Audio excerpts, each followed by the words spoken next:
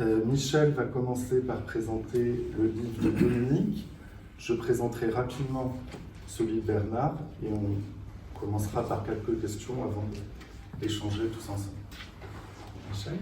Oui. Alors, t'accueillir, Dominique, est pour moi une grande joie. Je n'ai pas besoin de te présenter, tout le monde te connaît. Je rappelle quand même que tu es psychanalyste à Narbonne, que tu es analyste membre de l'école. Et puis, je partage avec toi un très vif intérêt, comme tu le sais, même un amour pour Samuel Beckett, à propos duquel tu as beaucoup écrit. Certains d'entre vous t'ont lu déjà. Tu as été publié donc aux éditions aussi Nouvelles du Champ Lacanien, dans un très beau livre que nous avons tous apprécié, je pense, ici, lu, qui s'appelle Beckett avec Lacan. Et tu as, à de très nombreuses reprises, participé, contribué personnellement à la revue que je dirigeais, qui s'appelle L'Enjeu Lacanien, pendant 20 ans. Et puis, tu as publié de très nombreux entretiens d'artistes, très divers, des entretiens vraiment passionnants chacun. Tu as écrit de très nombreux et beaux articles pour la revue de psychanalyse. Je ne vais pas tous les citer parce qu'ils sont nombreux, mais certains d'entre eux ont constitué le germe de ceux qui se trouvent publiés dans ton livre actuellement, où nous allons parler. Cerise sur le gâteau, je te le disais, dans le dernier numéro, le 30 de la revue, 40, oui, 40. Et il y a eu un très très beau texte que tu as écrit sur le Siddhartha de Hermann Hesse comme métaphore de la transmission impossible, bien sûr, dont j'ai reçu de toi, je dois le dire, un véritable hommage. Et je t'en remercie encore, Dominique. J'en ai été très ému. Merci donc de t'être fait vraiment le passeur constant de cette revue à laquelle tu as su tant donner le meilleur de ta plume. Donc, je veux dire par là combien j'ai le plaisir de présenter aujourd'hui ton dernier livre remarquable que j'invite tout le monde, bien sûr, ici, si ce n'est pas fait, très vivement à le lire, pour la raison que tu y abordes une question qui ne peut que nous intéresser au plus haut point, pour la raison que ça a trait à ce que Lacan dit de l'inconscient dans la première leçon de séminaire, un de ses derniers séminaires, Le moment de conclure. À savoir qu'il dit que inconscient, c'est très exactement l'hypothèse qu'on ne rêve pas seulement quand on dort, on rêvasse nuit et jour. Eh bien, c'est ça qu'il est question dans le Ça parle. Ce rêve est ce que d'autres appelleraient le discours intérieur. Dans notre tête, donc, enfin, quelque part dans notre tête, on imagine ça, il y a, qu'on y fasse ou non attention, un discours, en tout cas un dire qui court, comme aime à jouer l'équivoque Lacan, qui court tout seul d'ailleurs, qui galope même parfois, un dire qui nous porte en tout cas secours. Un philosophe vraiment étonnant, original, que tu as déniché, que tu as été chercher pour avoir écrit un essai sur, quand même une chose assez drôle, le moi des mourants.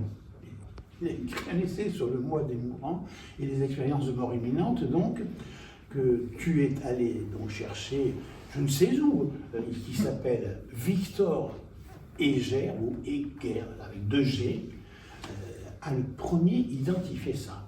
C'est quand même étonnant, dans une thèse qui est parue en 1881, donc avant Freud, intitulée La parole intérieure. Comme étant, c'est d'ailleurs la première ligne de ce livre, La parole intérieure, l'âme qui à tout instant parle intérieurement sa pensée. étonnant comme formulation, l'âme parle à tout instant sa pensée, c'est-à-dire celle, disons, de notre psyché. Voilà une bonne définition, je trouve, de l'inconscient, étonnante en tout cas, avant que Freud ne l'ait fait exister, ne l'ait fait exister cet inconscient. La formulation est d'ailleurs très singulière, je m'y arrête quelques secondes. Heger, je ne sais pas comment on dit.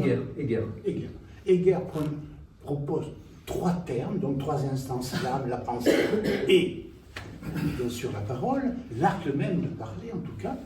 Ce n'est pas l'âme qui parle à ou avec la pensée. C'est plutôt l'âme, la psyché en tout cas, qui parle sa propre pensée, si on suit sa formulation, et qui donc rend la pensée parlante. Comme ça que je le lis. Du moins, cette interprétation, j'aimerais avec toi interroger, que tu me dises ta façon d'entendre la formule magique de Heger. Ce qui parle sa pensée, suppose donc Heger, c'est quoi? C'est l'âme, ce qu'on appelle l'âme.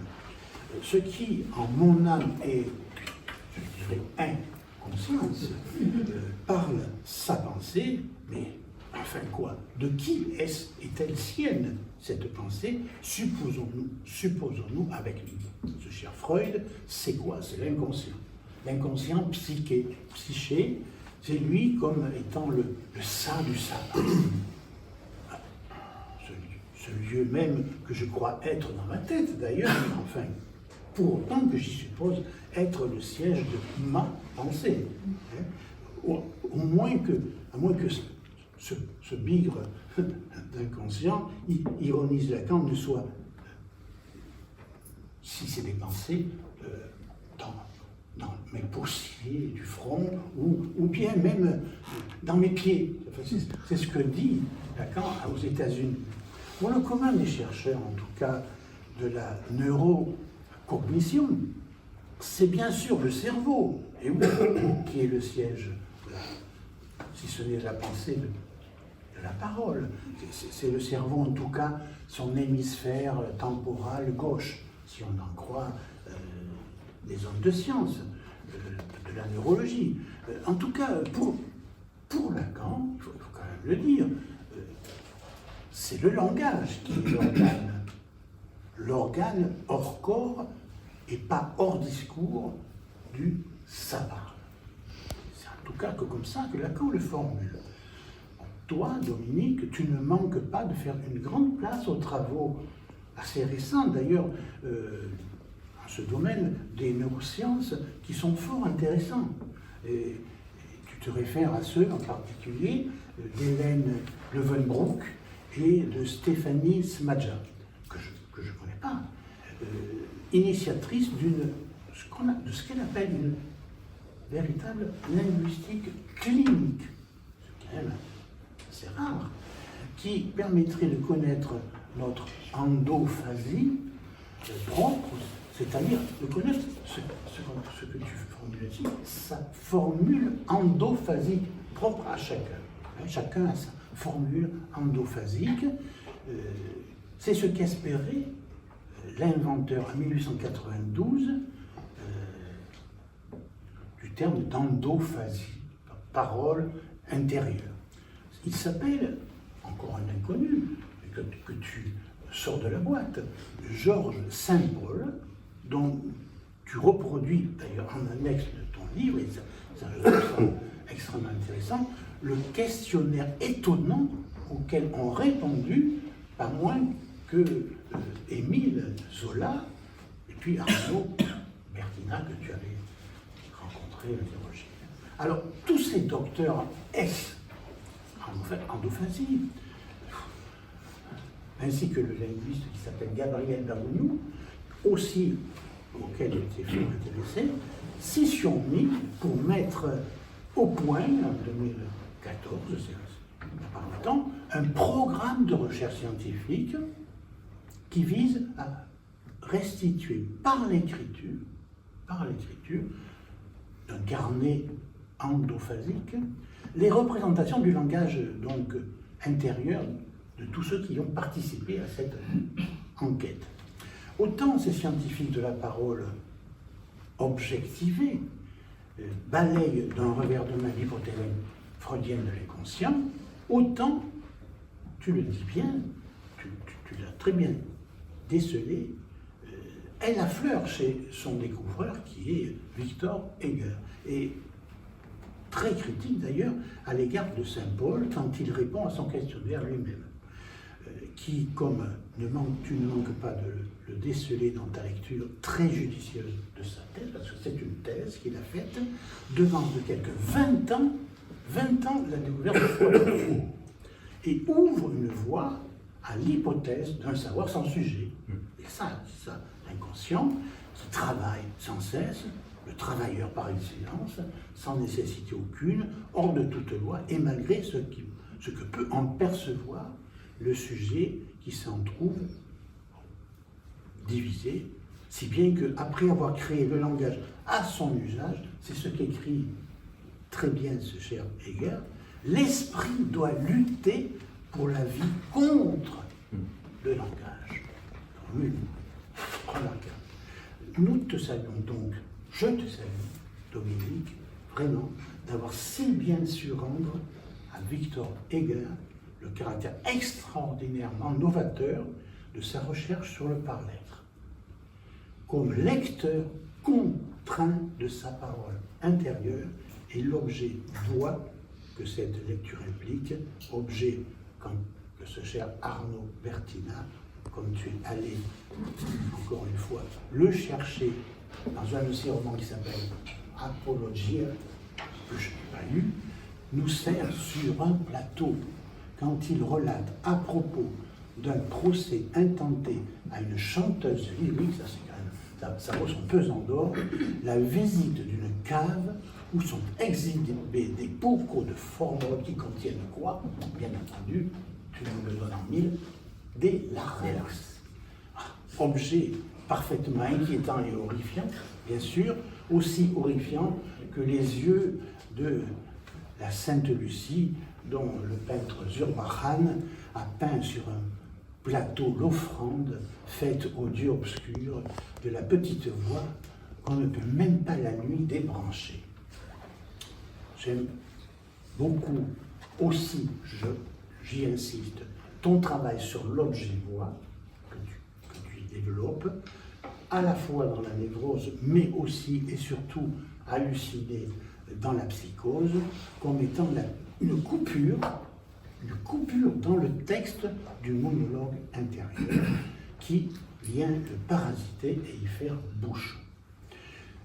J'ai aussi énormément aimé ton chapitre 10 sur la clinique du discours intérieur chez Joyce, sur la fonction de capitonnage du qu'on se dise, attention, c'est qu'on se dise, non pas qu'on dise, le qu'on dise de Lacan, qu'on se dise, et que ça aussi, ça reste oublié derrière ce qui se dit dans ce qui s'entend. Ainsi que ta critique aussi vive de l'assimilation que fait Didier Anzieux, qu'a fait Didier Anzieux du discours intérieur.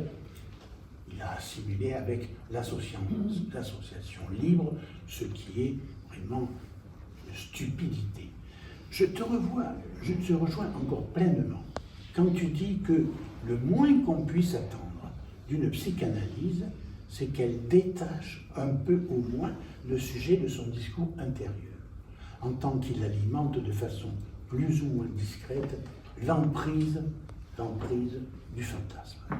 Donc, c'est de dire que je vous invite vivement tous à lire ce magnifique livre qui, du début à la fin, m'a vraiment tenu en haleine et dont ça parle de ton titre, c'est moi. Ça sonne. Ça va. Ça sonne. C'est pas l'inconscient. C'est des machines. C'est pas mon ça parle. Je pose une question subsidiaire encore. Je nous pose une question subsidiaire. Ce fameux ça parle. Tout le temps. Ça parle tout le temps, c'est-à-dire jour et nuit. Ça parle jour et nuit pose quand même un petit problème. Un petit problème à qui? À Adamo, par exemple. Comme il le dit, la nuit, je deviens fou. Je deviens fou. Fou. Eh ben oui, qu'est-ce qui fait donc qu'avec mon ça parle, je ne deviens pas fou? Question que nous avons à nous poser. Qu'est-ce qui fait que nous pouvons dormir quand même sur nos deux oreilles la nuit? Voilà ce que je voulais dire en introduction. Bon.